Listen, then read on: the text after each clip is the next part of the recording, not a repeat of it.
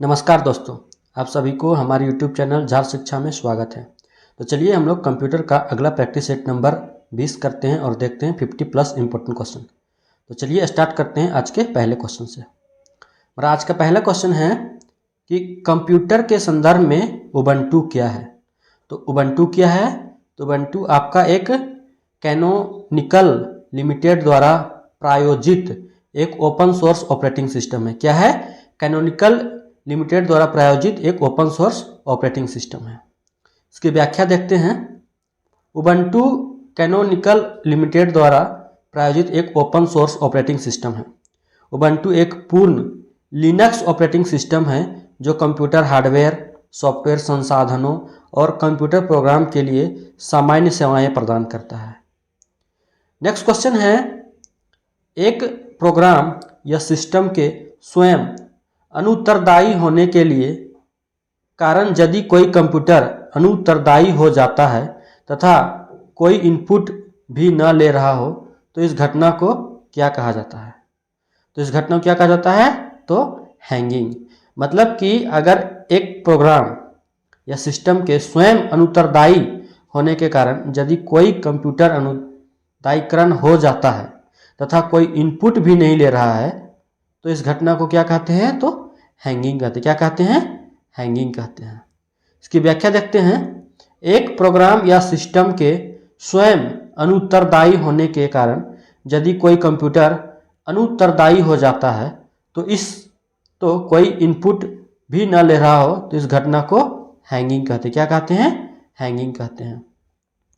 Next question देखते हैं। निम्नलिखित में से कौन सा एक मुक्त सोर्स यानी कि ओपन सोर्स ऑपरेटिंग सिस्टम नहीं है? तो कौन नहीं है? तो आपका विंडोज नहीं है। ये विंडोज क्या है? आपका क्लोज्ड ऑपरेटिंग सिस्टम है। इसकी व्याख्या देखते हैं।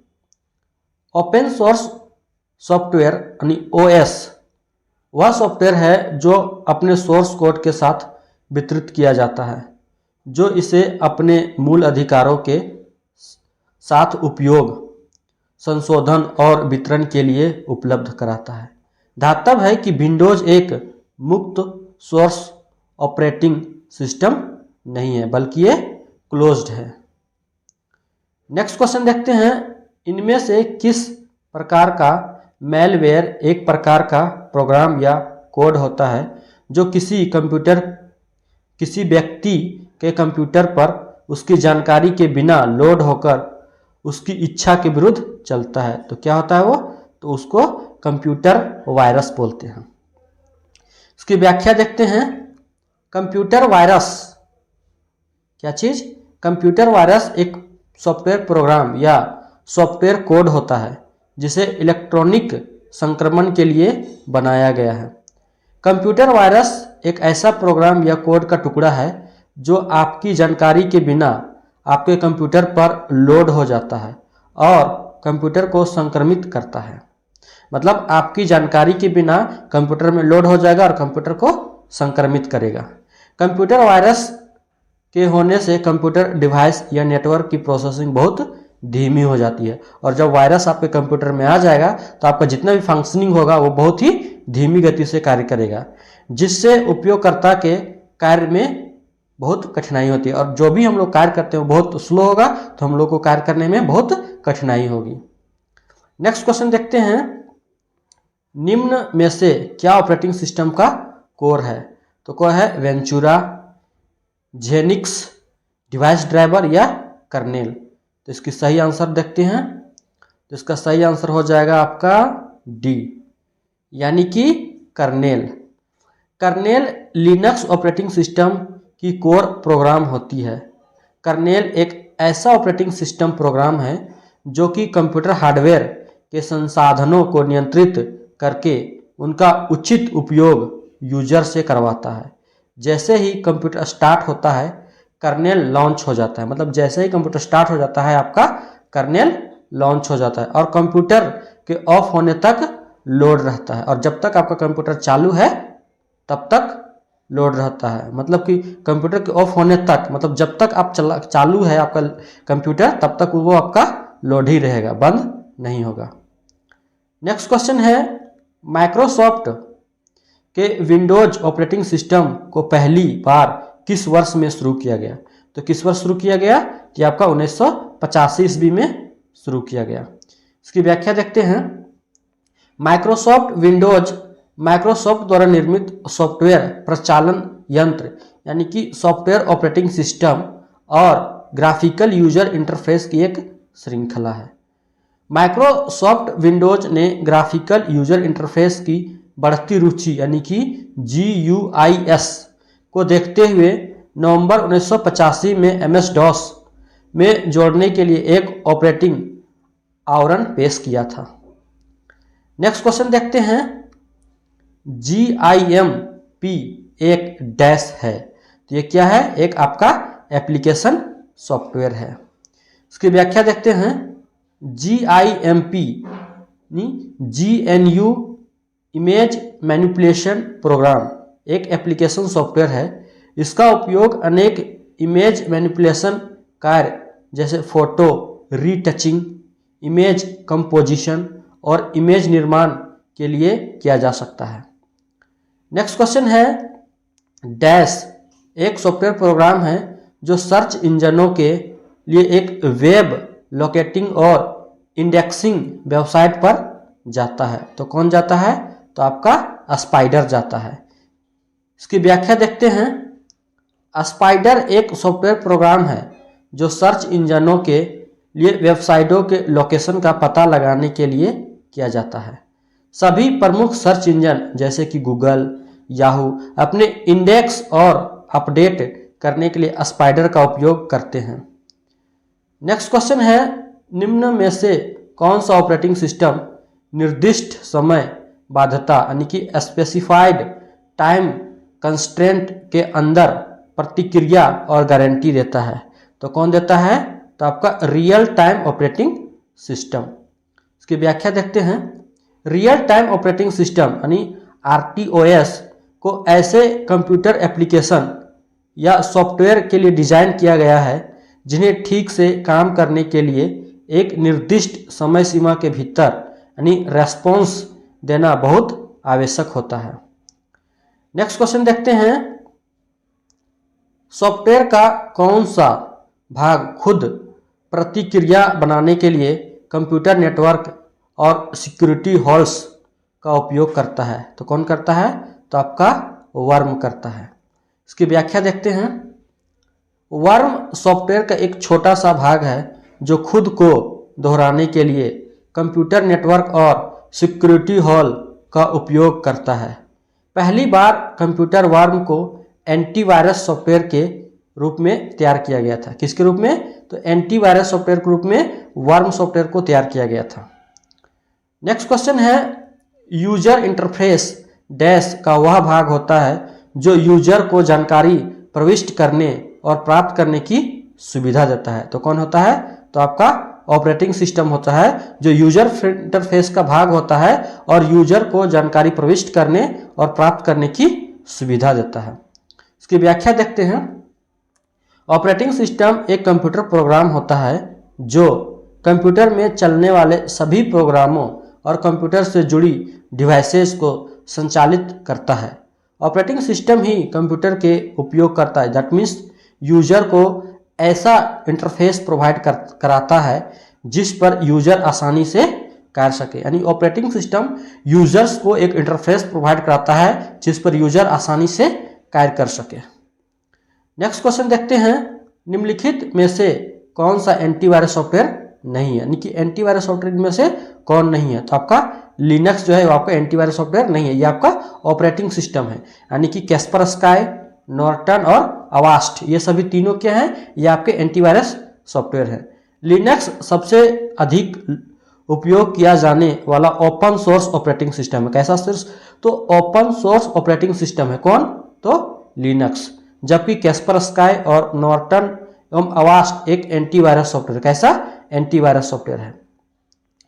नेक्स्ट क्वेश्चन देखते हैं कि कोडित निर्देशों को सूची कहा जाता है। मतलब जो कोडित निर्देश होता है उसकी सूची को क्या बोलते हैं, तो उसकी सूची को क्या बोलते हैं, तो कंप्यूटर प्रोग्राम कहा जाता है। मतलब ऐसी प्रक्रिया जिसमें कंप्यूटर द्वारा उसकी क्षमता के अनुसार वांछित कार्य कराने हेतु एक निश्चित तकनीक व क्रम में निर्देश दिए जाते हैं ताकि कंप्यूटर द्वारा इन निर्देशों का अनुपालन कराकर वांछित कार्य संपन्न किया जा सके, कंप्यूटर प्रोग्रामिंग कहलाती है।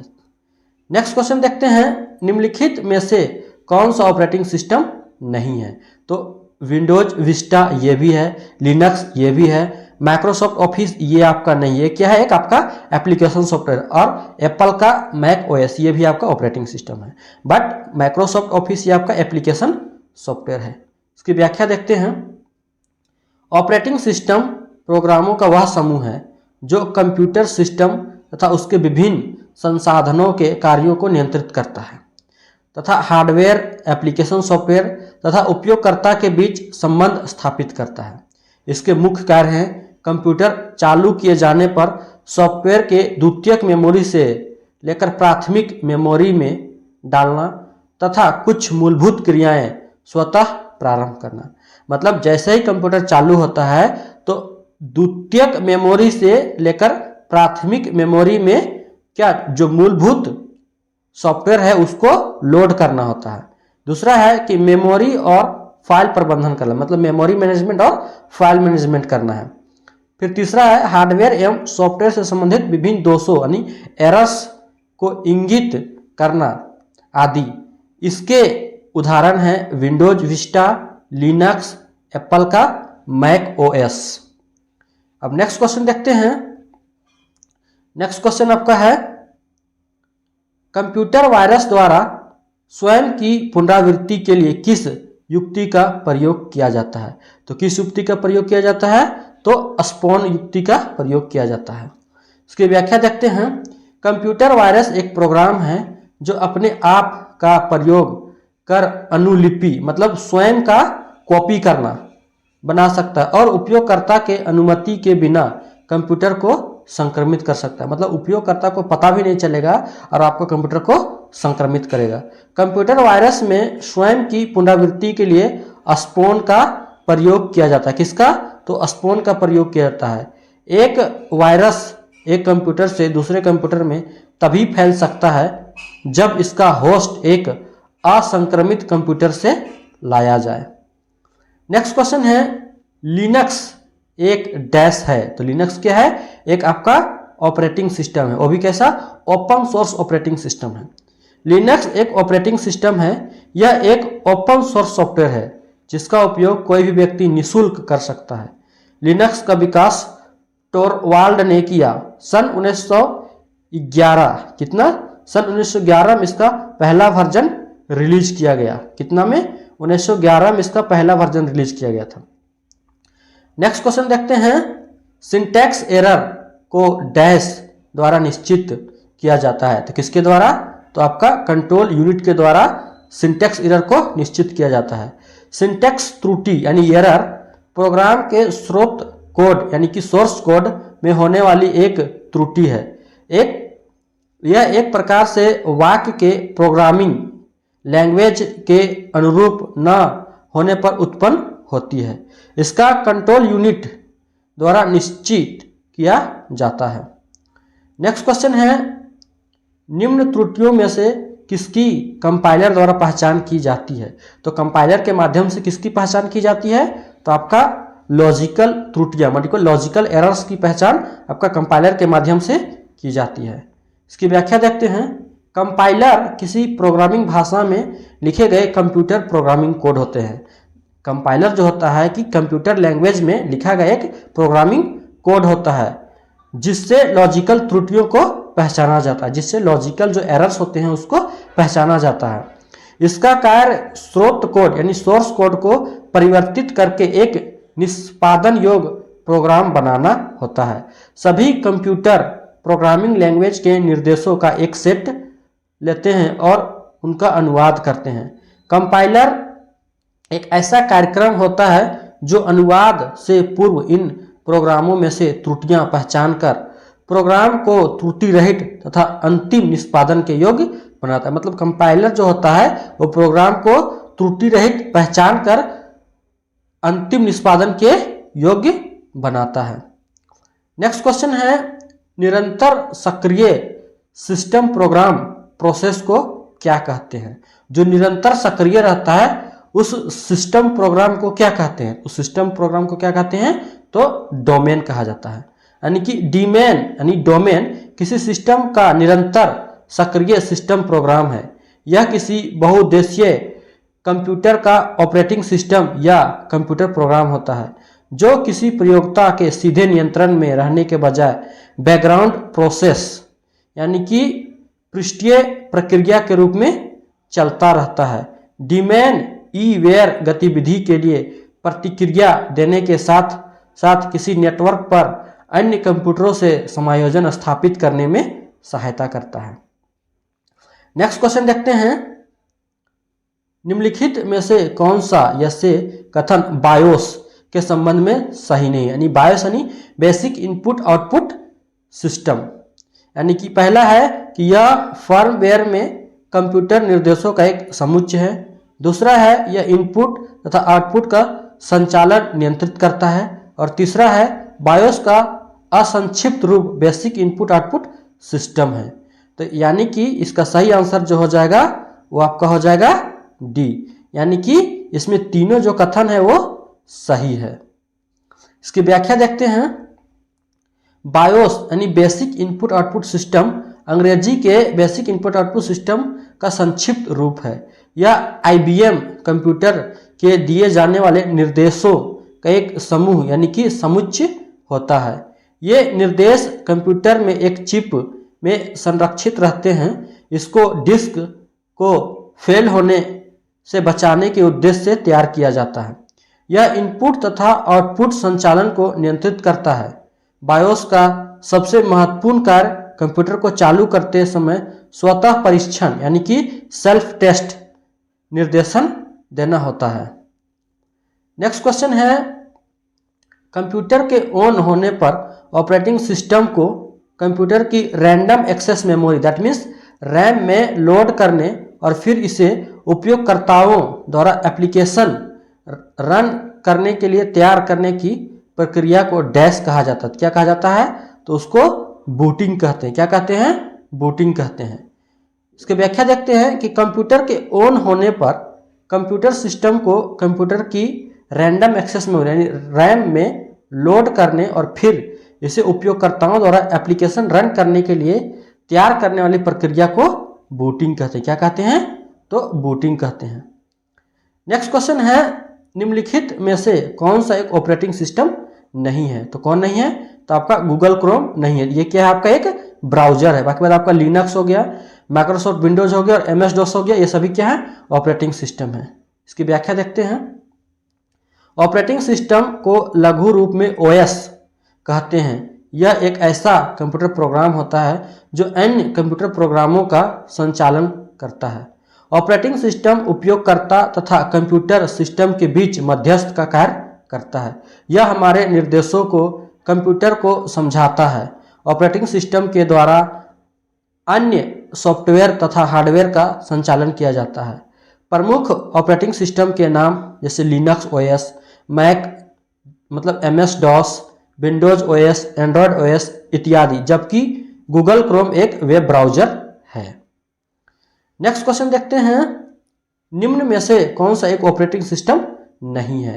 यानी कि विंडोज ये है, एंड्रॉयड भी है, राउटर आपका ऑपरेटिंग सिस्टम नहीं है। बाकी बात ओएस भी आपका ऑपरेटिंग सिस्टम है। इसकी व्याख्या देखते हैं। राउटर एक नेटवर्किंग डिवाइस है। क्या है? राउटर आपका एक नेटवर्किंग डिवाइस है जो डाटा पैकेटों को कंप्यूटर नेटवर्क के मध्य आगे बढ़ाती है। Windows, Android OS, Linux operating system के अंतर्गत आते हैं। ऑपरेटिंग सिस्टम कंप्यूटर हार्डवेयर व उपयोगकर्ता के मध्य संबंध स्थापित कर कंप्यूटर का महत्वपूर्ण कार्य करता है। नेक्स्ट क्वेश्चन देखते हैं। दिसंबर 2019 में सुर्खियों में रहने वाला stand hog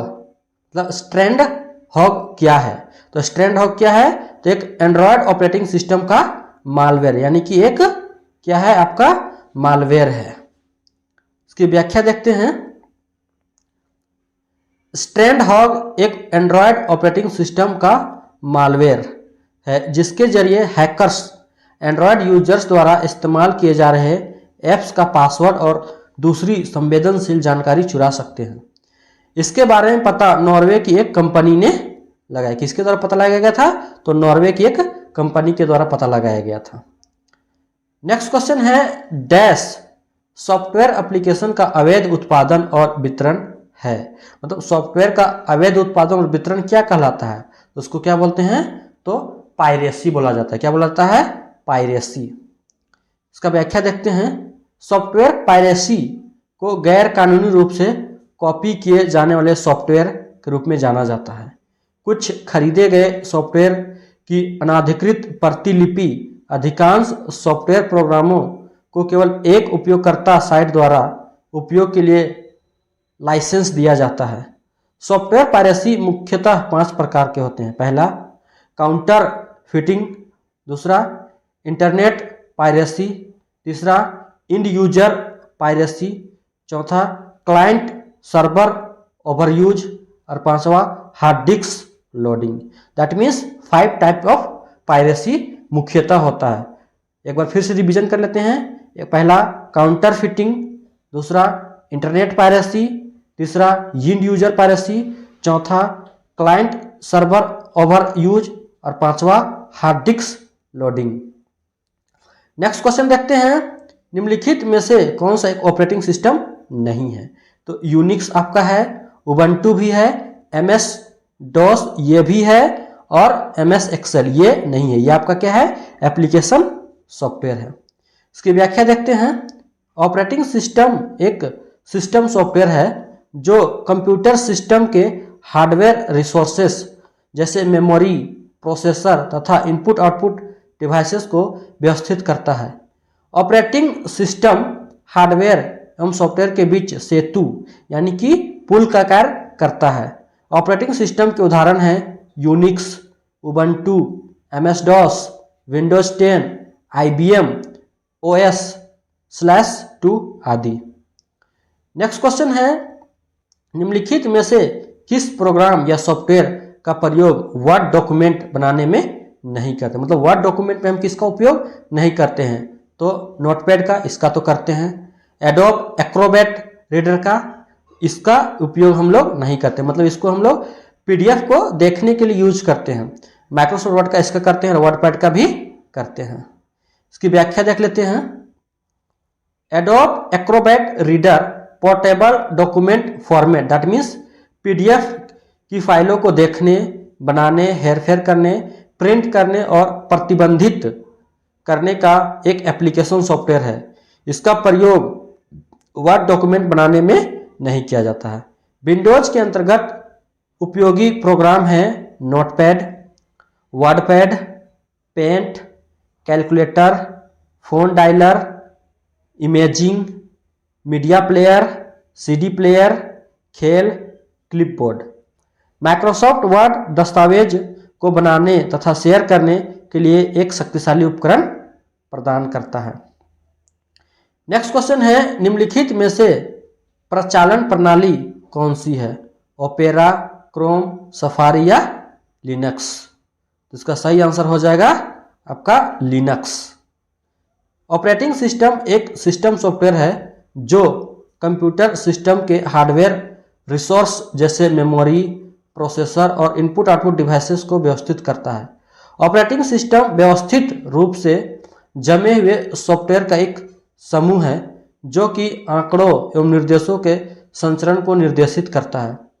operating system hardware एवं सॉफ्टवेयर के बीच सेतु का कार्य करता है। इसके साथ ही ऑपरेटिंग सिस्टम समस्त हार्डवेयर के बीच संबंध स्थापित करता है। ऑपरेटिंग सिस्टम के महत्वपूर्ण उदाहरण हैं Windows XP, Windows 7, Windows 10, Linux, Mac OS एवं MS DOS आदि, जबकि ओपेरा, क्रोम और सफारी वेब ब्राउज़र हैं। नेक्स्ट क्वेश्चन है कंप्यूटर पर MP4 फाइलें प्रदर्शित करने के लिए इनमें किस सॉफ्टवेयर का प्रयोग किया जाता है? तो किस सॉफ्टवेयर का प्रयोग किया जाता है? तो आपका विंडोज मीडिया प्लेयर का प्रयोग किया जाता है। कंप्यूटर में MP4 और MP3 जैसे ऑडियो फाइल को प्रदर्शित करने या प्ले करने के लिए विंडोज मीडिया प्लेयर का उपयोग किया जाता है। नेक्स्ट क्वेश्चन है, किसी प्रोग्राम को बनाते समय निर्देशों का समूह जो एक कंप्यूटर द्वारा निष्पादित होता है क्या कहलाता है? तो उसको क्या बोलते हैं? तो उसको कोड बोलते हैं, या फिर तो आप सोर्स कोड भी कह सकते हैं। कंप्यूटर कोड या प्रोग्राम कोड एक कंप्यूटर प्रोग्राम बनाने वाले निर्देशों का समूह है जिसे कंप्यूटर द्वारा निष्पादित किया जाता है। कंप्यूटर केवल मशीन कोड निर्देशों को निष्पादित कर सकते हैं। नेक्स्ट क्वेश्चन देखते हैं, बायोस एक डैश है। तो बायोस क्या है? एक गैर परिवर्तनीय फर्मवेयर या मदरबोर्ड पर एक छोटी सी मेमोरी चिप पर सॉफ्टवेयर का संग्रहण। तो इसका सही आंसर हो जाएगा सी। इसका सही आंसर हो जाएगा सी, यानी कि 1 और 3। यानी कि ये आपका एक गैर परिवर्तनीय फर्मवेयर है और मदरबोर्ड पर एक छोटी सी मेमोरी चिप पर सॉफ्टवेयर का संग्रहण है। इसकी व्याख्या देखते हैं। बायोस यानी कि बेसिक इनपुट आउटपुट सिस्टम एक सॉफ्टवेयर या फर्मवेयर है जो आपको कंप्यूटर सिस्टम शुरू करने में सक्षम बनाता है। बायोस मदरबोर्ड पर लगी EEPROM यानी electrically erasable and programmable read only memory chip में स्टोर होता है। यह एक गैर परिवर्तनीय फर्मवेयर रोम चिप है, अर्थात आप बायोस को अपडेट या रीराइट कर सकते हैं। नेक्स्ट क्वेश्चन है, निम्नलिखित में से कौन सा एक ऑपरेटिंग सिस्टम है? तो उबंटू है, लिनक्स है, यूनिक्स है। यानी कि आपका ये तीनों है। क्या है? ये 1 2 3 तीनों है। इसकी व्याख्या देखते हैं। ऑपरेटिंग सिस्टम यानी प्रचालन तंत्र एक सॉफ्टवेयर प्रोग्राम होता है जिसमें कंप्यूटर को बूट करते समय लोड किए गए प्रोग्राम शामिल होते हैं।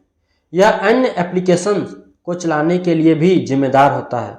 ऑपरेटिंग सिस्टम उपयोगकर्ता एप्लीकेशन प्रोग्राम हार्डवेयर और सिस्टम के बाह्य उपकरणों के मध्य इंटरफेस के रूप में कार्य करता है।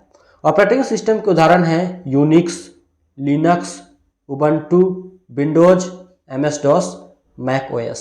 यानी ये सभी क्या हैं? ये सभी आपके ऑपरेटिंग सिस्टम हैं। नेक्स्ट क्वेश्चन देखते हैं, निम्नलिखित में कौन एक ऑपरेटिंग तंत्र नहीं, मतलब ऑपरेटिंग सिस्टम कौन नहीं है? यानी कि एंड्रॉयड आपका है, विस्टा भी आपका है और iOS भी आपका है, बट ओपेरा आपका नहीं है। तो ओपेरा क्या है? ये आपका एक वेब ब्राउजर है। एंड्रॉयड, विस्टा और iOS ऑपरेटिंग सिस्टम है, जबकि ओपेरा एक वेब ब्राउजर है। एंड वेब ब्राउजर में जैसे गूगल क्रोम, मोजिला फायरफॉक्स आदि प्रमुख है। नेक्स्ट क्वेश्चन है, इनमें से कौन सा एक ऑपरेटिंग सिस्टम नहीं है? यानी कि एंड्रॉयड ये आपका है, iOS ये भी है, HTML ये आपका ऑपरेटिंग सिस्टम नहीं है। बाकी बाद आपका Symbian ये भी है।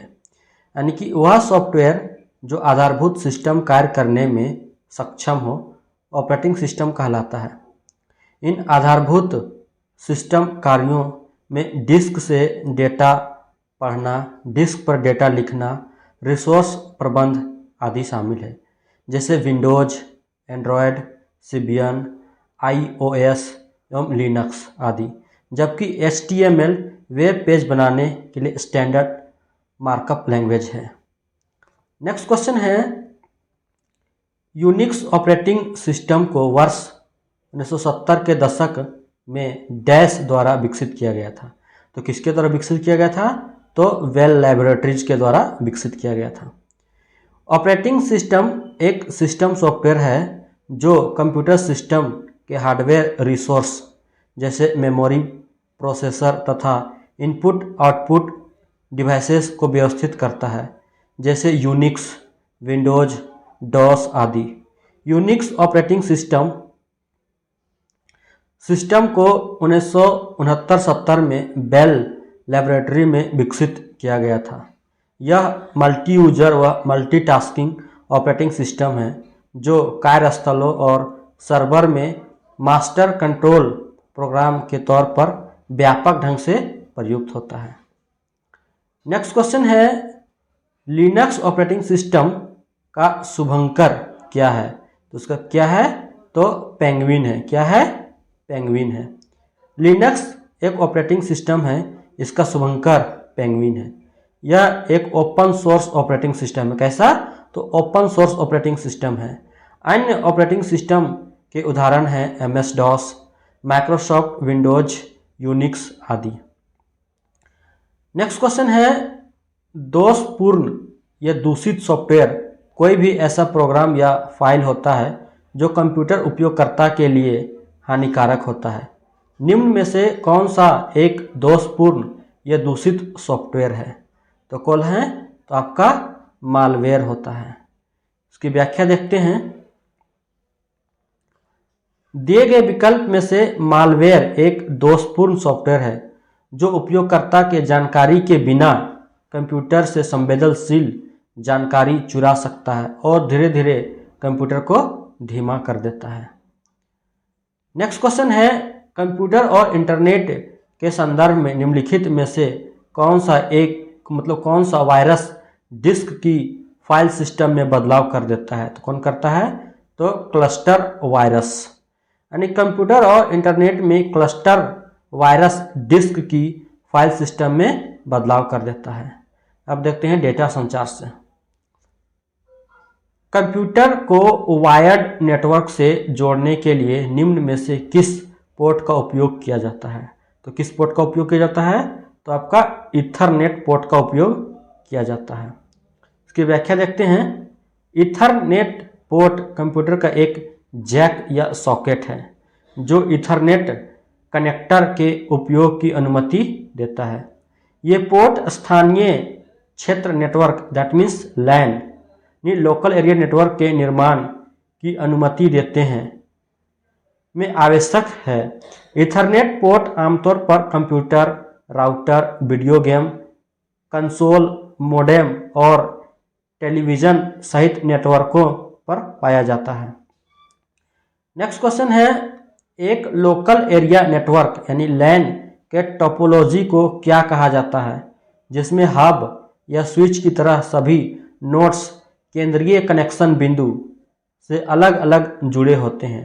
तो उसको क्या बोलते हैं? तो उसको स्टार टोपोलॉजी बोलते हैं। क्या बोलते हैं? Star topology.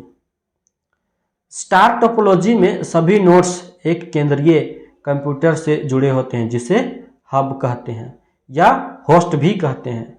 कोई भी नोड एक दूसरे से सीधे नहीं जुड़ सकते। नोड्स के बीच कम्युनिकेशन केंद्रीय कंप्यूटर के माध्यम से ही होता है।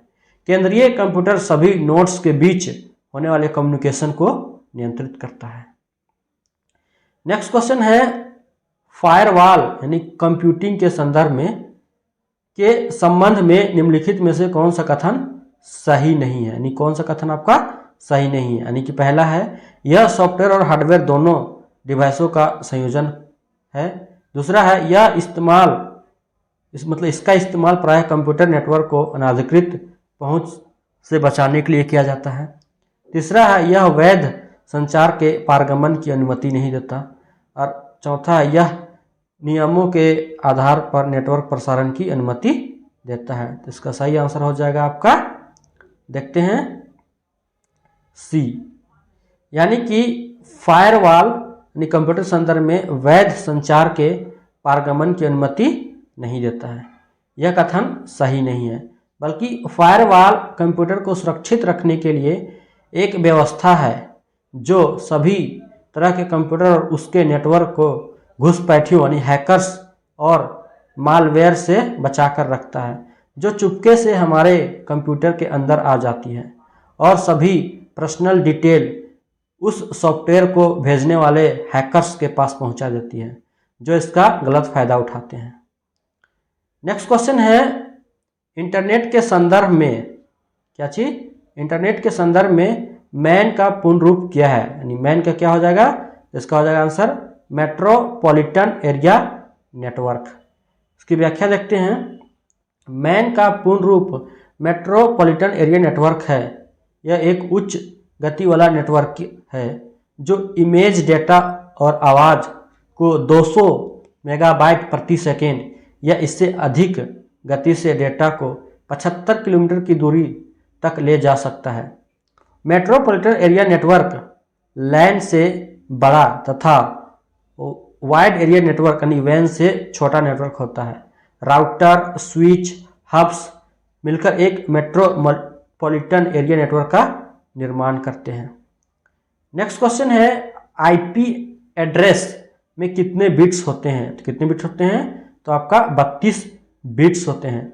Internet protocol that means IP address किसी कंप्यूटर नेटवर्किंग में जुड़े किसी तंत्र को आवंटित किया गया एक परिचय है जो नोड कहा जाता है। आईपी एड्रेस को 32 बिट की संख्या के रूप में परिभाषित किया जाता है तथा इसके प्रचालन सिस्टम को IPv4 प्रणाली के नाम से जाना जाता है। इंटरनेट के व्यापक विकास और इसके परिणाम स्वरूप उपलब्ध पतों की कमी के कारण 1995 में आईपी एड्रेस के लिए 128 बिट्स उपयोग करने एक नया प्रचालन सिस्टम यानी IPv6 विकसित किया गया। कब? तो 1995 में। नेक्स्ट क्वेश्चन है, एक आईपी एड्रेस को इंटरनेट प्रोटोकॉल के डिजाइनरों के एक डैश बिट संख्या के रूप में परिभाषित किया गया है। तो किसके? तो आपका 32 बिट्स। यानी कि एक internet protocol that means IP address एक संख्यात्मक लेबल है। टीसीपी आईपी के डिजाइनरों ने आईपी एड्रेस को 32 बिट नंबर के रूप में परिभाषित किया है और इंटरनेट प्रोटोकॉल वर्जन IPv4 के नाम की प्रणाली आज भी प्रयोग में है। नेक्स्ट क्वेश्चन है, अनाधिकृत उपयोग से नेटवर्क की रक्षा करने के लिए डैश इंटरनेट प्रोटोकॉल को अवरुद्ध करता है। तो कौन करता है? तो आपका फायरवॉल करता है। इसकी व्याख्या देखते हैं। फायरवॉल कंप्यूटर को वायरस से सुरक्षित रखने का एक नेटवर्क सुरक्षा प्रणाली है जो आने वाले और आउटगोइंग नेटवर्क ट्रैफिक की निगरानी करता है और तय करता है कि सुरक्षा नियमों के किसी निर्धारित स्नेह पर आधारित विशिष्ट ट्रैफिक की अनुमति अवरुद्ध करना या नहीं। फायरवॉल हार्डवेयर या सॉफ्टवेयर दोनों हो सकता है। नेक्स्ट क्वेश्चन है, निम्नलिखित में से कौन सा एप्लीकेशन प्रोटोकॉल है? तो कौन है? तो आपका HTTP यानी कि हाइपर टेक्स्ट ट्रांसफर प्रोटोकॉल एक एप्लीकेशन प्रोटोकॉल है जिसका आविष्कार टेड नेल्सन, किसके द्वारा? टेड नेल्सन ने सन 1965 में किया था, जबकि TCP/IP इंटरनेट प्रोटोकॉल है।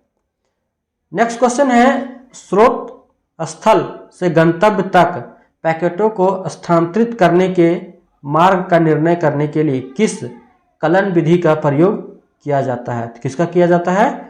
तो मार्ग निर्देश का प्रयोग किया जाता है। इसकी व्याख्या देखते हैं। गणित, संगणन तथा अन्य विधियों में किसी कार्य को करने के लिए आवश्यक चरणों के समूह को कलन विधि कहते हैं। यानी कलन विधि क्या बोलते हैं? यानी गणित, संगणन और अन्य विधियों में से किसी कार्य को करने की आवश्यक चरणों को समूह को कलन विधि कहते हैं। स्रोत स्थल से गंतव्य तक पैकेटों के स्थानांतरित करने के मार्ग निर्णय करने के लिए मार्ग निर्देशन कलन विधि का उपयोग किया जाता है। मार्ग निर्देशन कलन विधि मुख्यतः कंप्यूटर प्रणाली में प्रयोग की जाती है। नेक्स्ट क्वेश्चन है, HTTPS यानी HTTPS व्यंजक जो कि सामान्यतः वेब पतों वेब एड्रेस में पाया जाता है, इसमें P का उपयोग किस शब्द के लिए किया जाता है? तो P क्या होता है?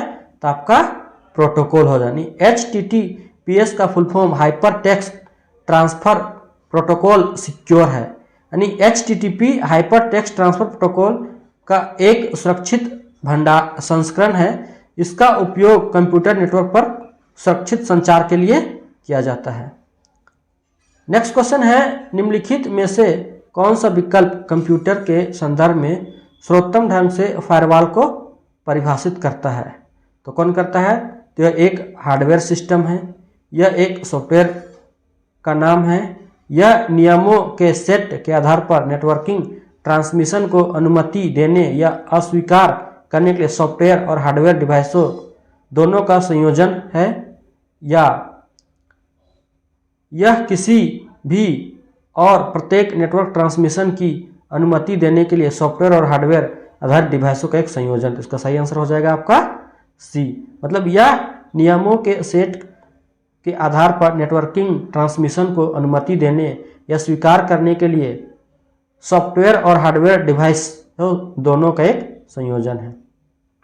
इसकी व्याख्या देखते हैं। कंप्यूटर में फायरवॉल एक नेटवर्क सिक्योरिटी सिस्टम है जो पूर्व निर्धारित सिक्योरिटी नियमों के आधार पर इनकमिंग और आउटगोइंग नेटवर्क ट्रैफिक को मॉनिटर करता है। फायरवॉल का उपयोग अक्सर अनाधिकृत इंटरनेट यूजर्स को इंटरनेट से कनेक्ट प्रोवाइड नेटवर्क को एक्सेस करने के रोकने के लिए किया जाता है। फायरवॉल हार्डवेयर या सॉफ्टवेयर दोनों का संयोजन हो सकता है। नेक्स्ट क्वेश्चन है, डायल अप नेटवर्किंग क्या है? तो मॉड्यूलन तकनीक, गुणन तकनीक, संपर्क तकनीक या वी मॉड्यूलन तकनीक। इसका सही आंसर देखते हैं। तो इसका सही आंसर हो जाएगा आपका सी, यानी कि डायल अप नेटवर्किंग एक संपर्क विधि है। Dial up network access network का एक रूप है जो एक मानक टेलीफोन लाइन के माध्यम से संचालित होता है। यह नेटवर्क पारंपरिक टेलीफोन लाइन पर एक टेलीफोन नंबर डायल करके इंटरनेट सेवा प्रदाता यानी आईएसपी के लिए कनेक्शन स्थापित करने के लिए सार्वजनिक स्विच्ड टेलीफोन नेटवर्क यानी कि पीएसटीएन की सुविधाओं का उपयोग करता है। नेक्स्ट क्वेश्चन है, कंप्यूटर नेटवर्क प्रणाली के संक्षिप्त रूप लैन में अक्षर एल इनमें से किसके लिए प्रयुक्त किया जाता है? तो किसके लिए? तो आपका लोकल, यानी लैन मतलब होता है लोकल एरिया नेटवर्क। व्याख्या देखते हैं कि लैन का पूरा नाम लोकल एरिया नेटवर्क है। यह एक ऐसा नेटवर्क है जिसका प्रयोग दो या दो से अधिक कंप्यूटर को जोड़ने के लिए किया जाता है। यह एक ऐसा कंप्यूटर नेटवर्क है जो स्थानीय इलाकों जैसे कि घर, कार्यालय, भवन समूहों को कवर करता है। नेक्स्ट क्वेश्चन है, एक कंप्यूटर के अंदर डाला गया बोर्ड जो नेटवर्क को एक बाह्य संयोजन प्रदान करता है क्या कहलाता है? तो उसको क्या बोलते हैं? तो एनआईसी बोलते हैं। क्या बोलते हैं? एनआईसी। नेटवर्क इंटरफेस कार्ड एक हार्डवेयर घटक है जिसके बिना कंप्यूटर को नेटवर्क से नहीं जोड़ा जा सकता। एनआईसी कंप्यूटर में इंस्टॉल एक सर्किट बोर्ड होता है जो कंप्यूटर को नेटवर्क कनेक्शन प्रदान करता है। इसे network interface controller, network adapter, ethernet या लैन एडाप्टर भी कहा जाता है। एनआईसी के द्वारा तार यानी वायर और बेतार यानी वायरलेस दोनों प्रकार के कम्युनिकेशन स्थापित किए जा सकते हैं। नेक्स्ट क्वेश्चन है, किस संचार के प्रकार में डाटा का संचरण एक समय में दोनों दिशाओं में संभव होता है? तो किसमें? तो आपका पूर्ण डुप्लेक्स यानी कि फुल डुप्लेक्स में।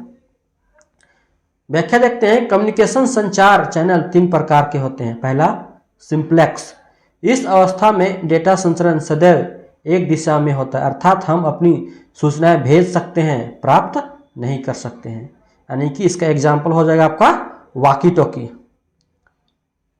दूसरा देखते हैं हाफ डुप्लेक्स, इस अवस्था में डेटा संचरण दोनों दिशाओं में होता है किंतु एक समय में एक ही दिशा में डेटा संचरण होता है, अर्थात हम अपनी सूचनाओं को एक ही समय में या तो भेज सकते हैं या प्राप्त कर सकते हैं। इसका भी एग्जाम्पल आप वॉकी टॉकी बोल सकते हैं।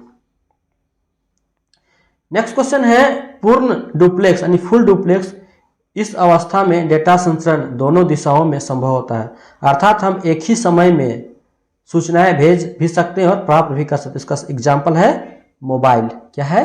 मोबाइल। निम्नलिखित में से किसका प्रयोग ऑप्टिकल फाइबर में डेटा भेजने के लिए किया जाता है? किसका प्रयोग किया जाता है? तो प्रकाश का प्रयोग किया जाता है। दोस्तों, अगर ये वीडियो आपको अच्छी लगी हो तो वीडियो को लाइक और अपने दोस्तों के साथ जरूर शेयर करें और इस चैनल को जरूर से जरूर सब्सक्राइब कर लें। इसी प्रकार से और वीडियो चैनल पे अपलोड किए जाते रहेंगे, तो आप लोग चैनल के साथ जुड़े रहें। थैंक यू, धन्यवाद एंड जोहार।